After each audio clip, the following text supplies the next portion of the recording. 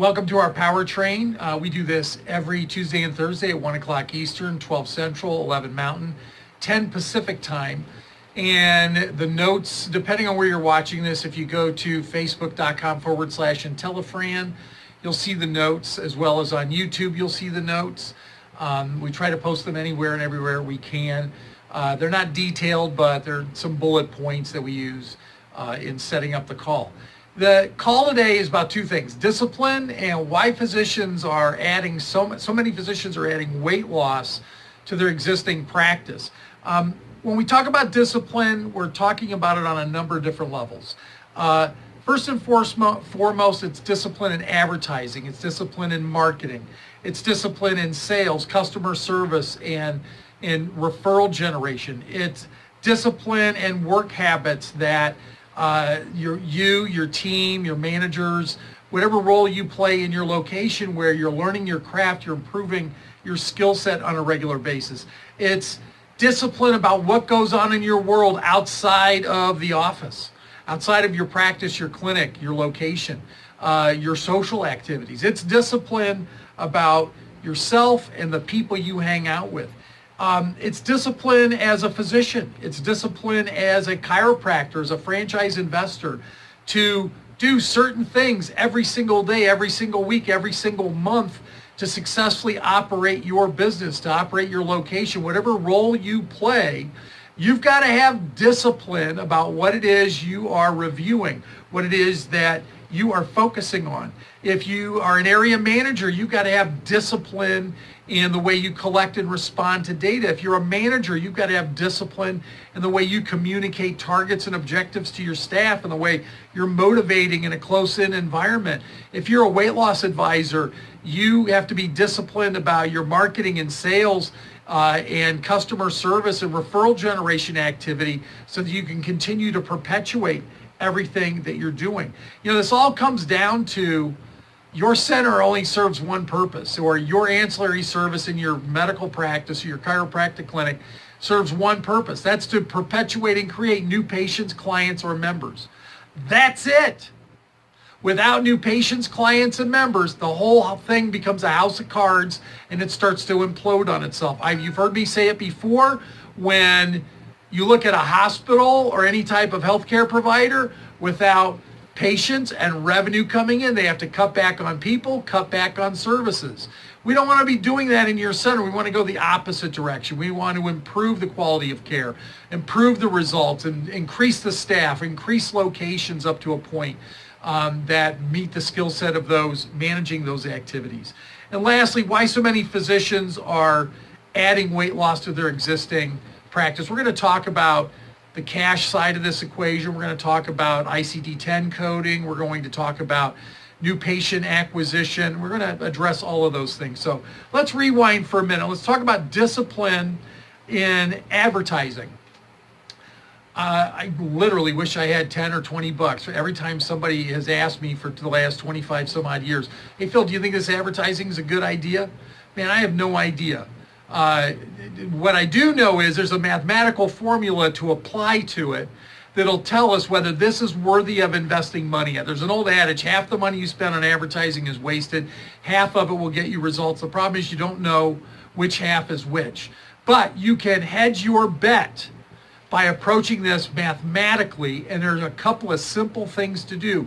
One is you need to know your cost per thousand for a specific demographic. We have that information. We have that formula. We know your demographic. You may also want to be calculating that information for your psychographic. We can give you guidance on that as well. So you got to have discipline in advertising. You got to know when, where, how much, what time of day, what day part, what days of the week. You need to be disciplined about the weeks leading into a holiday, the weeks coming out of a holiday. You need to be disciplined about pay-per-click programs that you can turn on and turn off when you need to. You need to be disciplined about monitoring, measuring, and managing those things. We can give you guidance on that or give you some info on that if you need it. You need to be disciplined with marketing. You need to know what the digits are. You need to know exactly what you need to be doing in your center. We have this calculator that got sent out to all of our locations today. It's a sales and marketing calculator.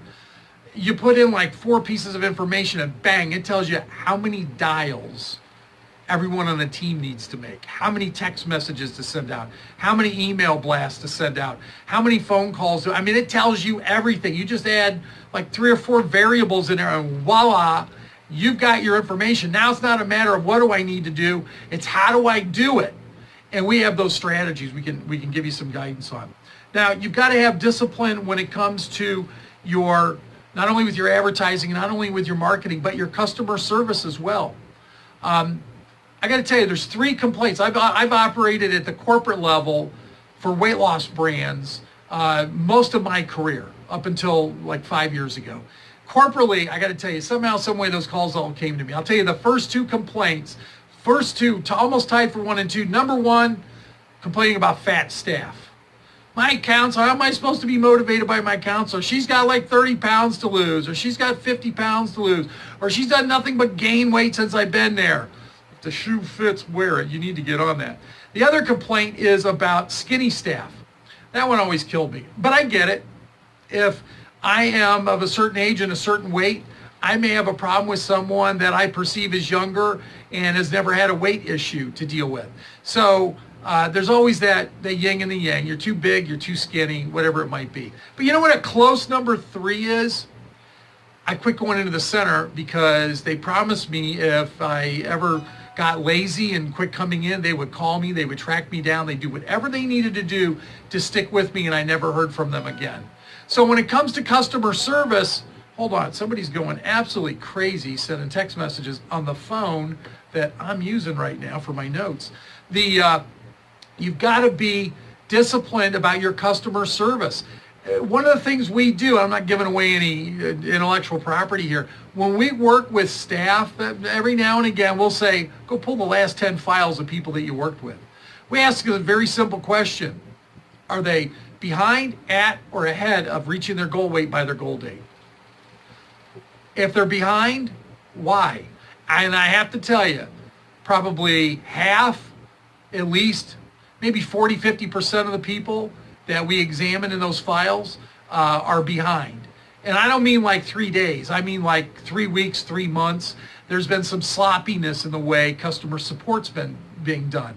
So you need to take a look at the discipline with your customer service.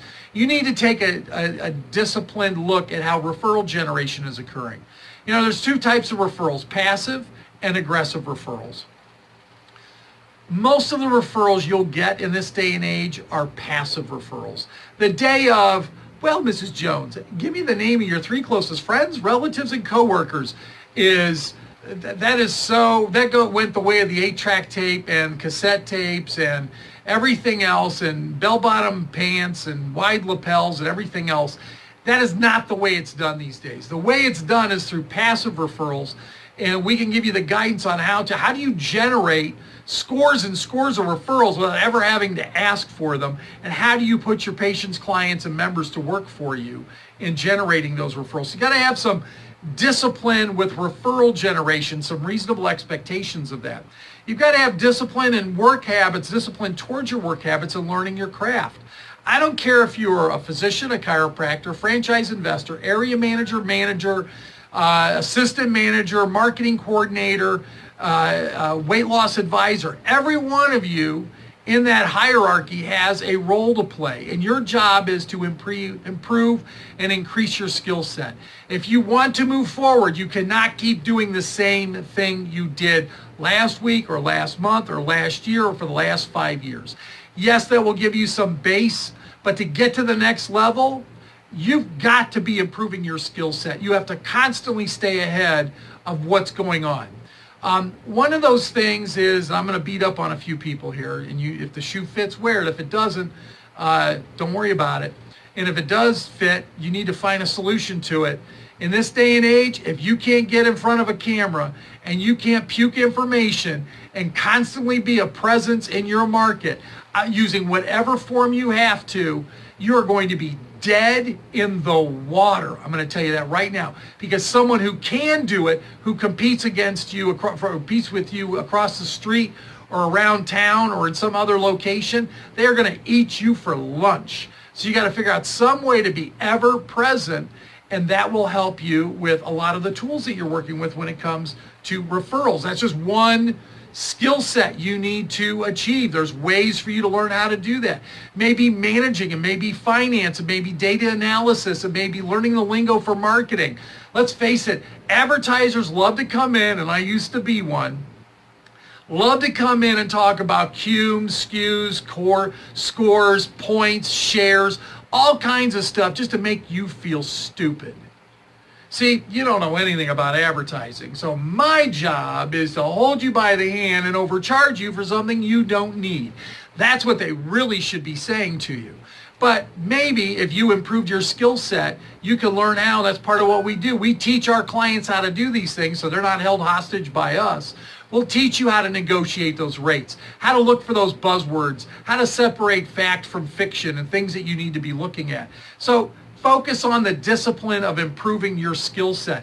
And if you are an assistant manager and a sales advisor, you are the manager, you're the area manager, and you want to grow to the next level, hey, you should be jonesing for more information as it is, and find it wherever you can. You've got to be looking at, with your discipline, you've got to be talking about some of the habits that you need to create. So let's walk through some of these things. As an area manager, I need to make sure that I'm collecting data from the team on a regular basis. You need to be very proficient in collecting data and responding to that data. I don't care if that data is every day, if it's every week, it's every month, preferably it should be every day. We've got some reporting conduits that we can guide you on. It's probably the one area we know the best is multi-unit management. So you've got to be able to collect information and know how to respond to it.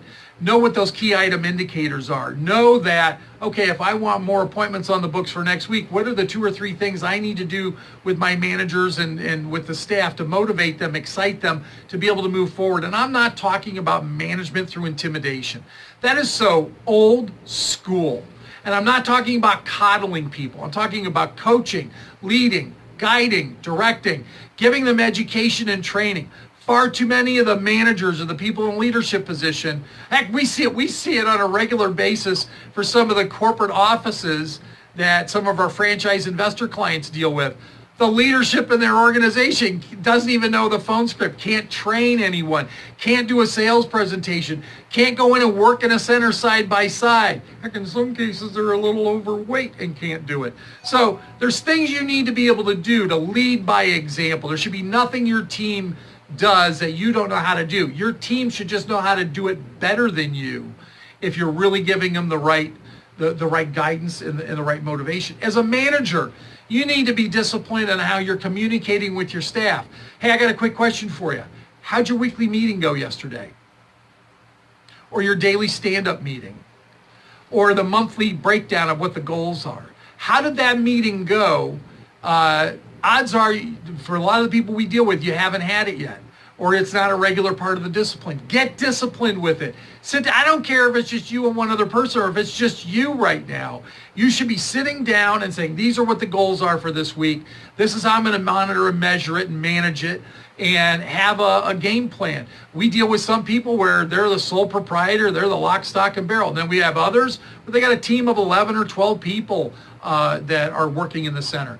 If you're a weight loss, if you're the assistant manager, marketing coordinator, what's your job? What are the criteria you need to achieve? What are the targets you're going after to be able to do the things you need to be able to do to have the success that you should be having at your level, so you can move to the next level, that you can help the center get what it needs. So it's all about discipline.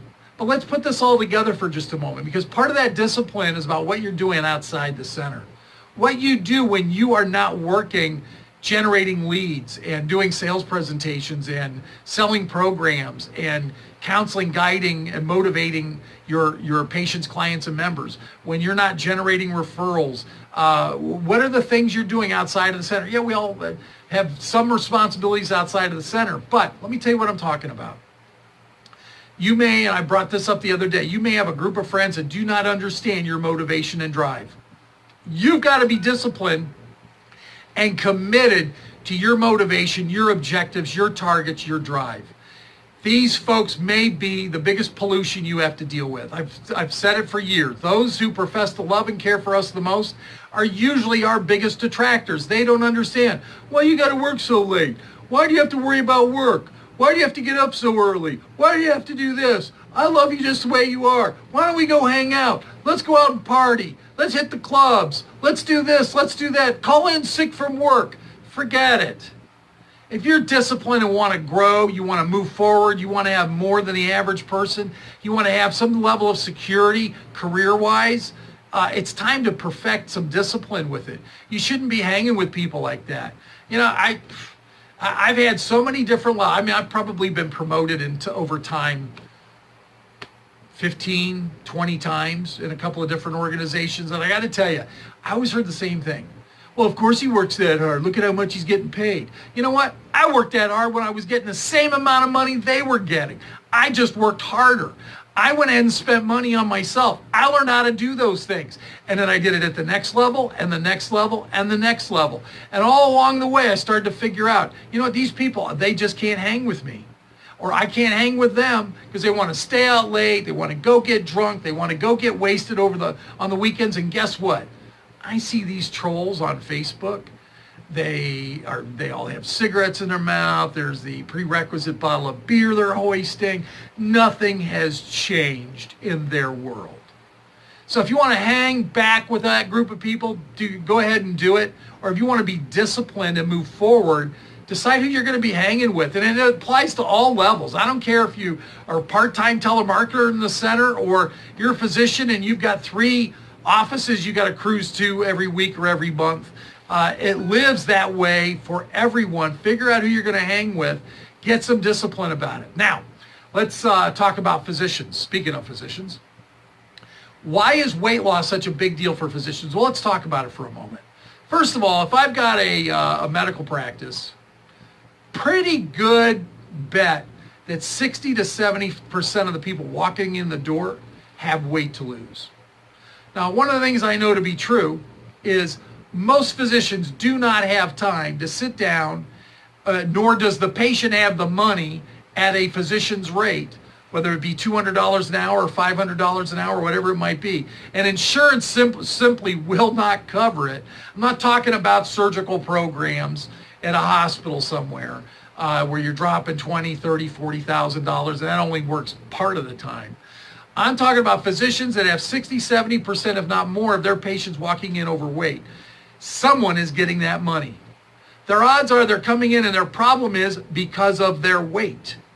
You've got an opportunity to be generating some income. Now, most of you, because of the Affordable Health Care Act, insurance reimbursement has become a joke.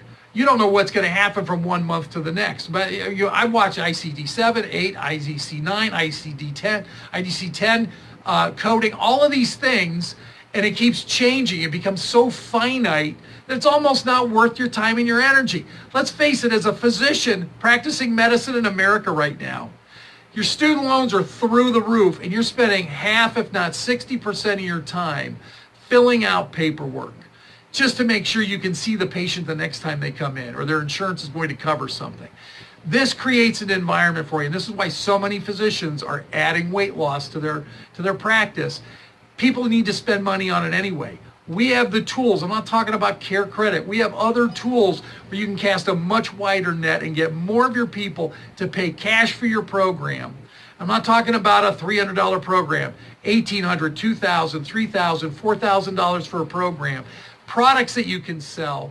We can introduce you to all the people. We don't sell the products. We don't do the brand. I mean, we can guide you on all that, but we're not taking a piece of it as a way to encourage you to do this. We give you the guidance. We connect you with the best possible people in the industry so that you can have the best programs and products, everything that you need to have a solid program with plenty of efficacy and confidence that your new staff that comes on board to sell these programs are easily trained and able to follow up on all of this. So there's a reason why so many doctors, in fact, chiropractors have been our fastest growing segment for the last 2 years.